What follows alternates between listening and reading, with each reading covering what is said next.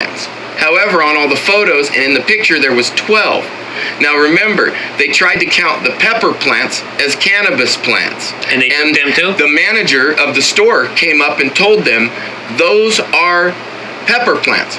But they never changed it on the log sheet of how many plants. So they tried to write 17 to put me over the threshold of the amount of plants that you could have. And then later destroy the evidence so they couldn't be tested in a way to try and eliminate my license and keep me from doing the same thing that the guy up the street has the right to do.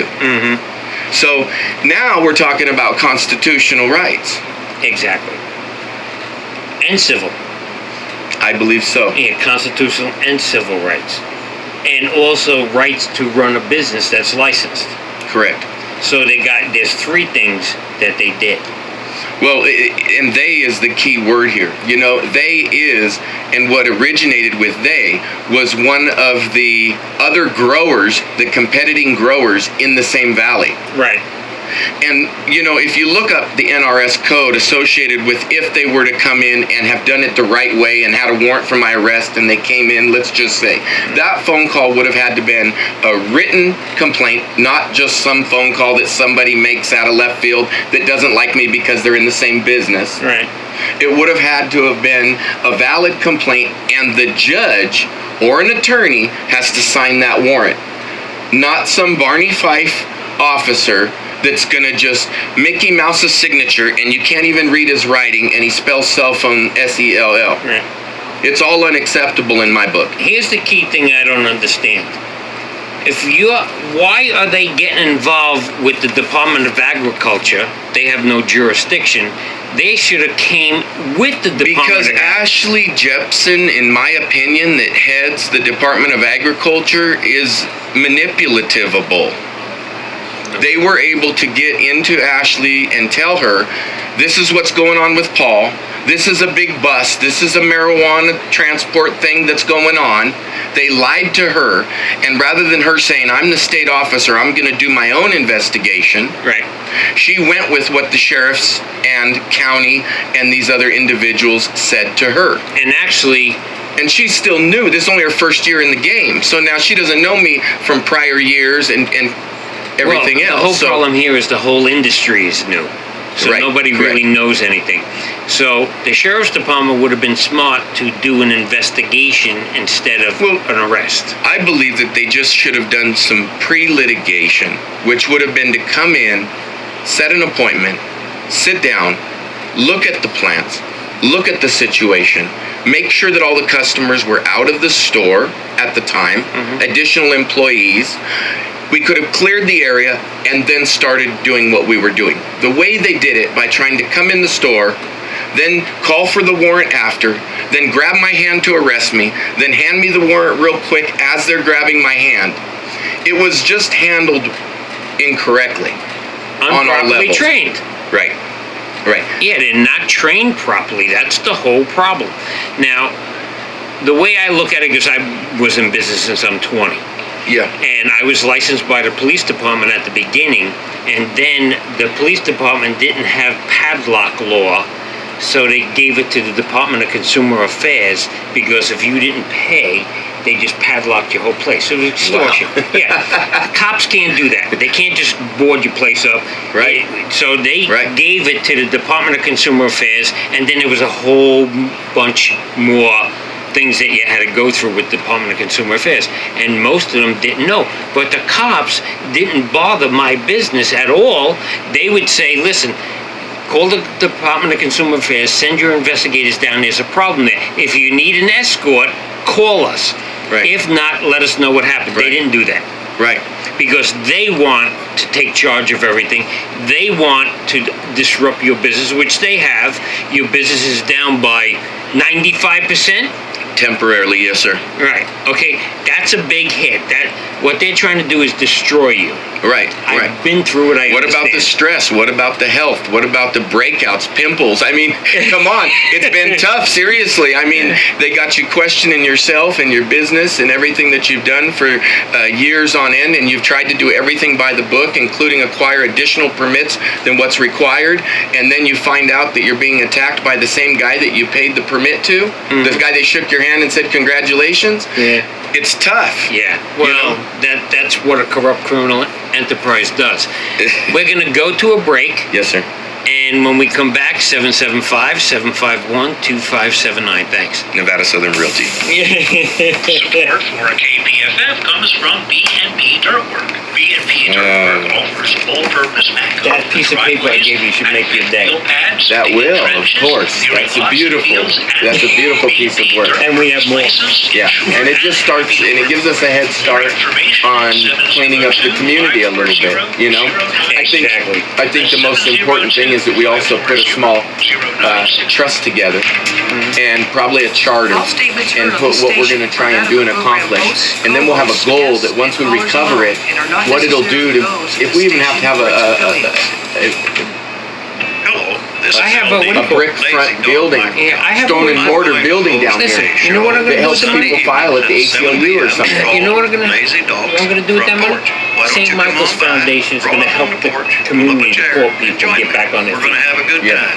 That's what I wanna do with it. Or some housing for humanity and build a couple homes for Well, some then families. you gotta you know? deal with the government here and get permits, and they're gonna give you a hard time. If you're doing something for the community that they can't control, they're not gonna let you do it. That's how it works.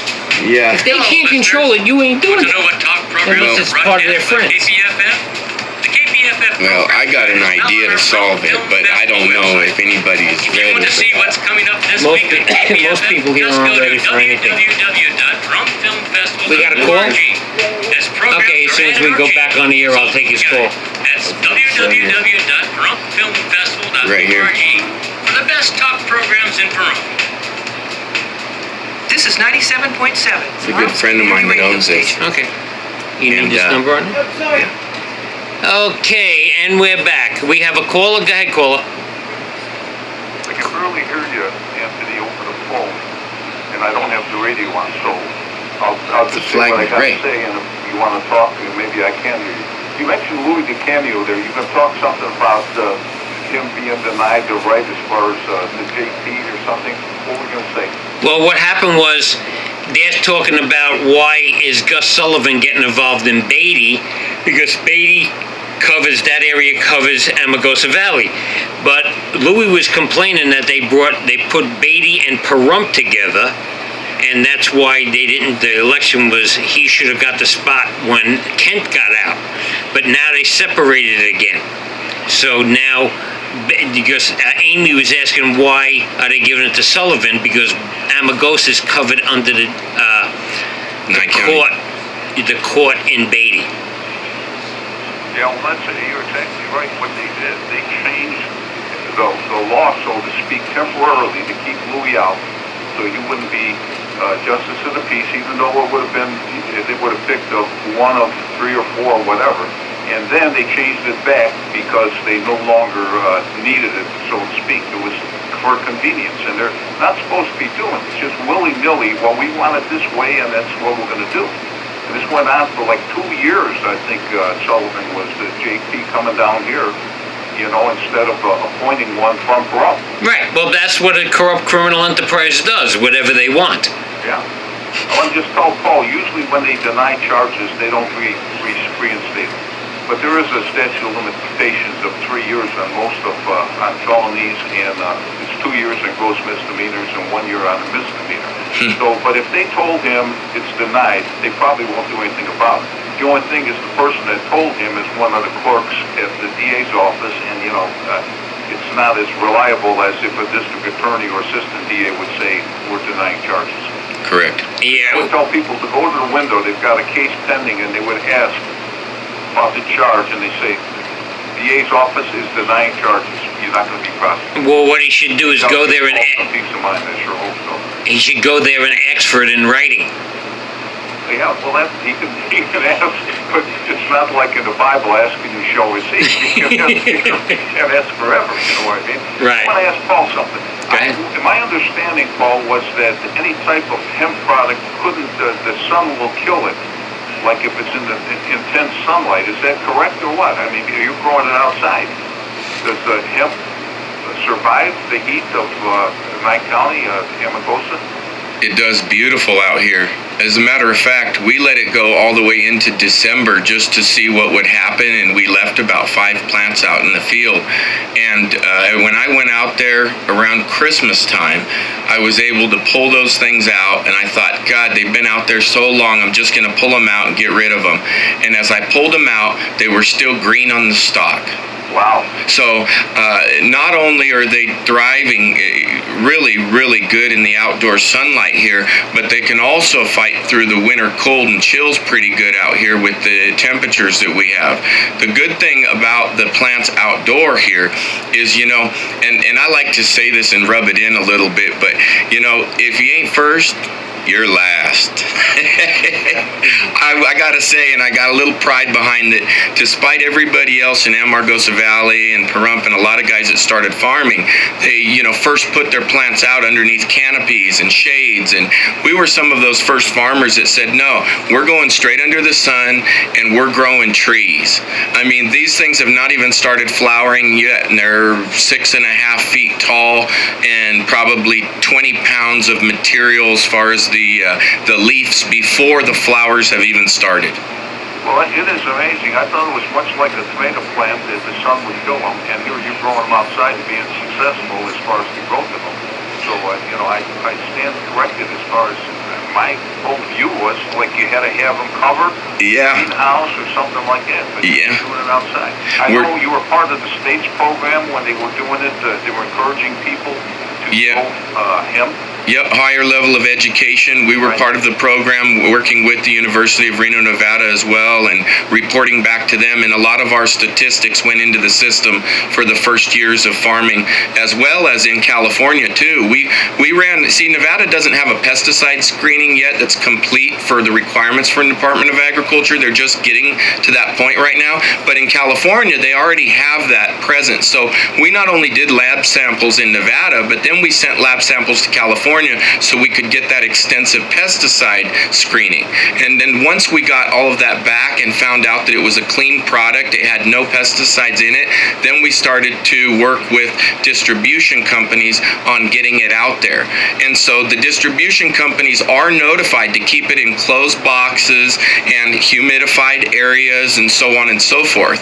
So once you do have it, it's good to keep it into a humidifier or something that keeps it fresh, but you don't want to go moldy with it. You know, there's a lot of stories of guys that'll take it too far with those humidifiers and then mold their harvest. So it's a fine line. You got to be out there checking the material. You got to be out there rubbing it through your hands. You got to know the difference. Turn up that humidifier, turn it down. We have several gauges inside the establishment that check the humidity and add a little bit of moisture to the air. So it just depends. It is a roller coaster ride, but in the end, just take care of the product and put it out there and work hard, and at least it can bring in and generate the revenue that this family needed at one time. Well, I don't know if you're aware of it, but during World War II, you know, marijuana, cannabis, hemp Yeah. was all banned in 1937. But during the war, they came back and said, we need hemp because Chernobyl. we can't get it anyplace else.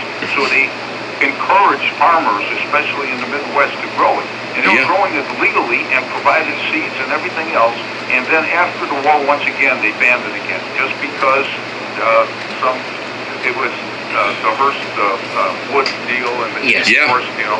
But I mean, it was outrageous that when they needed it, all of a sudden they said, okay, you can grow it now. And then after the war, they stopped it again. I really believe, Paul, that if It would cure cancer. Cure cancer. Is that what you're going to say? and we'd have a cure for cancer. That's right. They would have researched it, and there'd be a cure because there's miracles in there's plans. I really believe it, you know? There is. Right. And we've gotten so many people, senior citizens as well, that have come to me and said, hey, I can't do the pain pills anymore. They're killing me, my kidney, my liver, all these different stories have happened.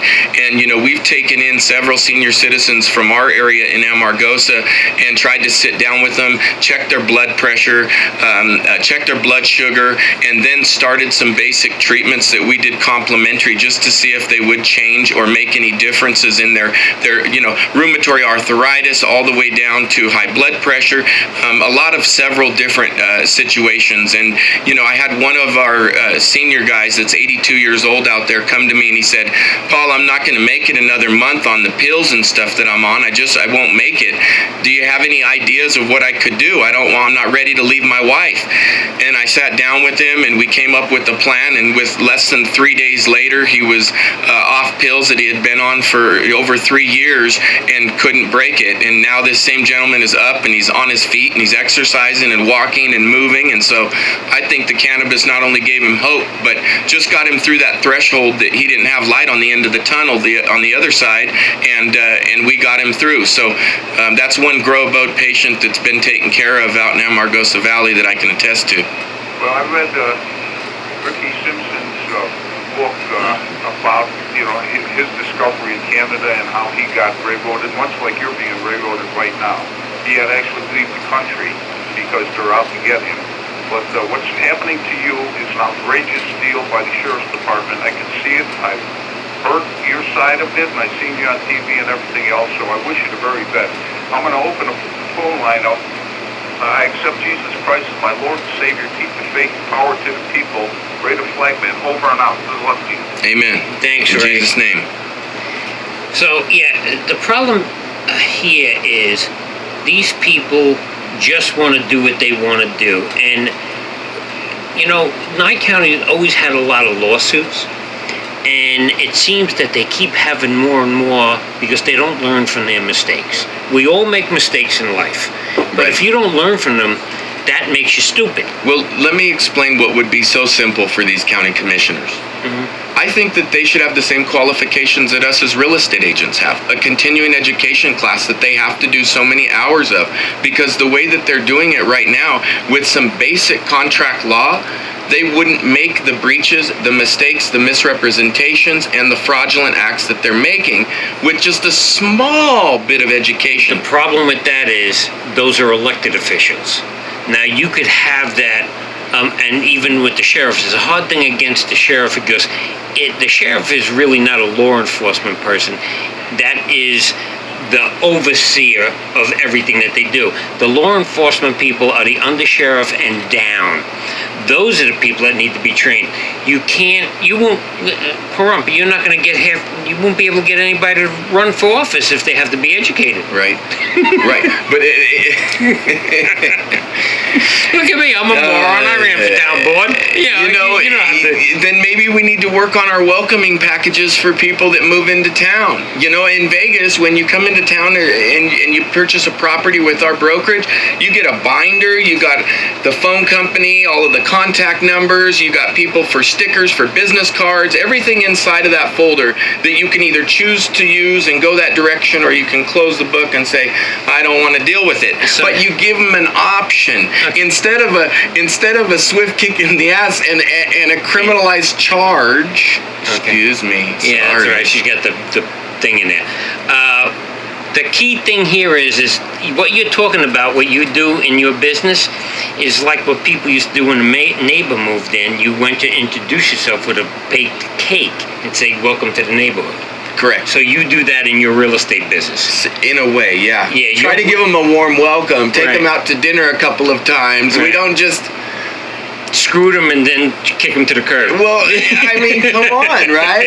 Who likes that? Well, the whole thing too is you're trying to present yourself so if they have to sell a house, they'll call you back. Right. Because real estate keeps rotating. Right. So you're trying to be a welcoming to the community and why they should do business with you. Correct. Because it's not about money, it's about well-being also. Right. And that's a key thing. Right. And people know that. It's about karma. Bingo. When I was in business, I mean, my business became word of mouth because I was so good to the customers. My last six years in business, my phone number was unlisted. I had a towing service that had an unlisted phone number because I had 11 trucks and I didn't want to buy 10 more just to handle it. Okay, so I would have people call me up, different gas stations. Do you do business with Jesse Towing? Yeah, give me his number. I had people hunting me, okay, because everything was said was good. And that's what you're doing in your business. Yeah. You're being nicer. You're not just We're grabbing their money. You're turning around and showing them how you can make their life easier. We're out there hunting and we're doing our business, but we don't take every client. We don't. I mean, I've learned not to. I mean, I have to see the client and understand where they're coming from, and if I feel that they're honest and that they're coming from the right place. See, realtors can take on bad karma for other people. Realtors, a lot of times, are hired to do the dirty work for somebody else, and they're stepping into a huge mess that's got a 4-year problem behind it, right. maybe an easement or possibly a bad tenant or whatever the situation could be, you know, and then the realtor comes in, they go, well, now it's all your fault, fix it, you know, you're licensed, can you do all of this for us? And yeah, we can usually do all of it, but sometimes you can't, you know, and some folks I just don't want to jump in the sleeping bag with and say, hey, I'm taking on all your karmas, because there's certain folks even from this town I know, boy, I don't want to have anything to do with their karma. You know, we're talking about real estate. I know a house on Blag, Yeah, and the house was splitting in half. yeah. And they didn't disclose it. The real estate agent didn't disclose it. Wow. Okay. Yeah, House no, is yeah. splitting in half. I was telling that to the town board the other night. You know, they had this incident in Amargosa where they were going, well, what do we do? Do we give a job to an individual and then we're going to have to give their job to someone else within like 2 weeks or something? What do we do? Like, because once that job comes back around, I said, well, you just have to disclose it from the beginning. If you're going to get that first hiree in there, let them know, hey, your job might last 2 weeks. And then after that, we're going to have to re-put your job out again. Mm-hmm. If you really win in the 2 weeks, then you'll probably get it after that. But if you think you're going to do it and sneak it in and not tell them and then surprise them with, oh, in 2 weeks you're getting fired, you know, that's just, disclosure is the key. If they tell the truth up front and they explain it, and then the other party decides to go ahead and take that contract into place at that point, then it becomes a valid contract, you know.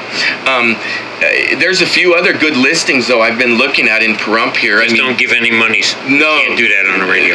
No, but they've got some really good properties here that I've pulled up, and I was going to just leave these with you. Several listings of really good properties with wells, with water, and so on and so forth. And these are a few of them that we searched for. I just wanted to give you, because I heard you might be coming into some money in the near future. I thought you might want to start investing in real estate. With the money that's coming to me, I might be buying a condo in Vegas. Oh, yeah. In Trump Tower. Well, I'm going to St. Thomas. I want Bluebeard's Castle. All right, so let me know let's let the people know what the next step with you is with this whole situation. Oh, wow. What you think is going to happen, what you're hoping is going to happen. Start drinking some protein shakes. Take care of my body and my mind and spirit and soul a little bit first. Get ready for this hearing. At the arraignment, I will be declaring my not guilty, contesting at that point of the charges. I'll be hopefully able to show the district attorney at that point all of my paperwork that is in place, and then we'll kind of go from there. I have contacted, and I don't know if I should say, I haven't retained him as an attorney, but I have contacted Mr. Gibson. Okay. So we'll see what he thinks about the case and so on and so forth, and possibly him and I could work together in the near future. I've also got a couple people that are working on the civil side of things and looking into what we would need to do to get some filings going on that level. So I think, like you said, constitutional and civil rights violated in multiple different ways, and you know,